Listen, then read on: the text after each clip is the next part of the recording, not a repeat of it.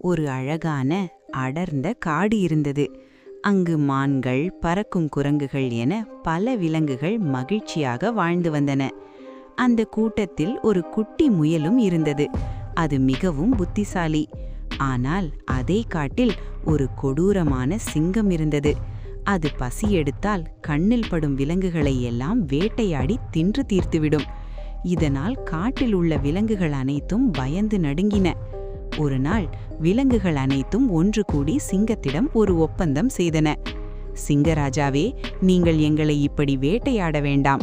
நாங்களே தினமும் ஒரு விலங்கை உங்கள் குகைக்கு உணவாக அனுப்பி வைக்கிறோம் என்றன. சிங்கமும் அதற்கு சம்மதித்தது. நாட்கள் சென்றன. ஒரு நாள் குட்டி முயலின் முறை வந்தது. முயல் பயப்படவில்லை. மாறாக ஒரு தந்திரமான யோசனை செய்தது. அது மெதுவாக சிங்கத்தின் குகைக்கு சென்றது. சிங்கம் பசியால் கடும் கோபத்தில் இருந்தது.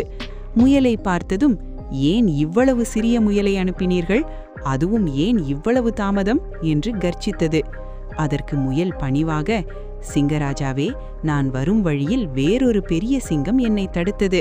அதுதான் இந்த காட்டின் உண்மையான ராஜா என்று சொன்னது. அதனிடமிருந்து தப்பி வரத்தான் தாமதமானது என்றது. இதை கேட்ட சிங்கம் ஆத்திரமடைந்தது. என்னை விட பெரிய சிங்கமா? அது எங்கே இருக்கிறது? இப்போதே என்னை கூட்டிச் செல் என்று கத்தியது.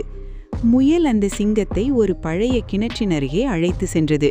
ராஜாவே, அந்த சிங்கம் இந்த கிணற்றுக்குள் ஒளிந்திருக்கிறது என்றது.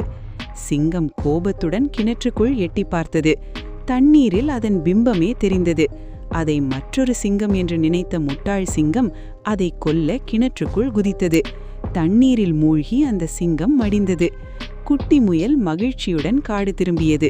எல்லா விலங்குகளும் அந்த புத்திசாலி முயலை பாராட்டின. நீதி, புத்திசாலித்தனம் பலத்தை விட சிறந்தது.